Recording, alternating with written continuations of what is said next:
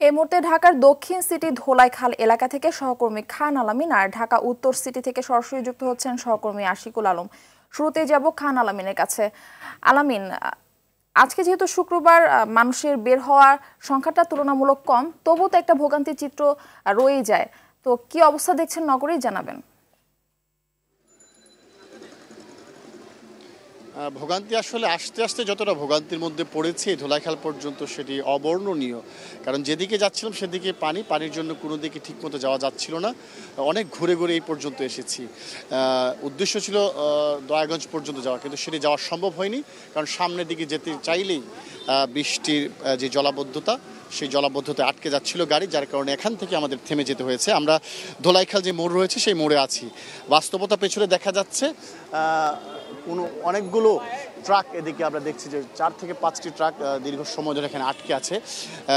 যতটা পানি এখানে হয়েছে তাতে আসলে এই ট্রাকগুলো চলা সম্ভব না। এদিকে যতটুকু চলছে সেটি হচ্ছে কিছু রিক্সা এবং প্যাডেল চালিত রিক্সা, কোনো মেশিন চালিত রিক্সা চলা সম্ভব নয়।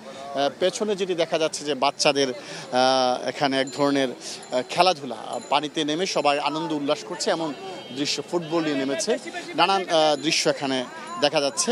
এটি হয়তো বোঝা যাচ্ছে যে শিশুরা আনন্দ করছে, কিন্তু এই শিশুদের আনন্দের বাইরেও কিন্তু যেটি দেখা যাচ্ছে যে সাধারণ মানুষের যে ভোগান্তি, অর্থাৎ আপনি যেদিকে যেতে চাবেন পারবেন না, সামনে শুধু পানি আর পানি। আমি যদি বলি একটু স্পষ্ট করে, দক্ষিণ সিটি এলাকায় কোন কোন জায়গাগুলোতে বেশি বেশি পানি দেখা গিয়েছে।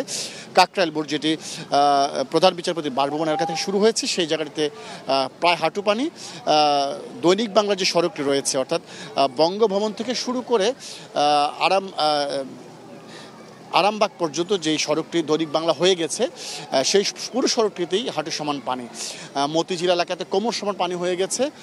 গুলিস্তান এলাকার কিছু কিছু অংশে পানি আছে। এবং আমরা দেখেছি পুরান ঢাকার যে নবাবপুর রোড থেকে, অর্থাৎ ওয়ারির যে দিকটা রয়েছে, সেই দিকটার প্রতিটি সড়কেই পানি রয়েছে। ধোলাইখালের এই আশপাশের সবগুলো পথই, অর্থাৎ ধোলাইখাল মোড় থেকে যে আশপাশে যতগুলো সড়ক দেখা যায় সবগুলোতে হাঁটু পানি, কোমর পানি। এবং ধোলাইখাল মোড় থেকে দয়াগঞ্জ পর্যন্ত যে সড়কটি গিয়েছে, এই সড়কটি পুরোটাই পানি। আমরা সামনের দিকে দয়াগঞ্জ পর্যন্ত যেতে চাচ্ছিলাম, কিন্তু কিছুক্ষণ গিয়ে আবারও ফেরত আসতে হয়েছে, কারণ গাড়ি নিয়ে সেই পর্যন্ত যাওয়া সম্ভব না। এমন বাস্তবতা আমরা সব জায়গায় লক্ষ্য করতে পেরেছি, এবং যার ফলে মানুষ চরম দুর্ভোগে পড়েছে। এই যে দীর্ঘ সময় ধরে পানি আটকে আছে, যার ফলে দেখা যাচ্ছে সুয়ারেজ থেকে নানান ধরনের পয়ঃবর্জ্য বের হয়ে এই পানির সাথে মিশে গেছে, এবং এই ময়লা আবর্জনাযুক্ত পানি দিয়েই কিন্তু মানুষকে হাঁটাচলা করতে হচ্ছে, প্রয়োজনীয় কাজগুলো সারতে হচ্ছে।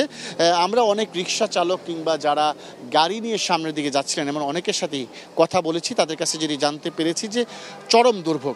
মূলত যে সড়কগুলো একটু ভালো রয়েছে, অর্থাৎ পিচ ঢালা পথ এবং ভাঙাচোরা নয়, সেই সড়কগুলোতে তারা স্বস্তিতে কিছুটা সামনের দিকে এগোতে পারলেও যেখানে একটু ভাঙাচোরা, সেখানে গিয়ে তীব্র দুর্ভোগ, চরম দুর্ভোগের মুখে তারা পড়তে হচ্ছে।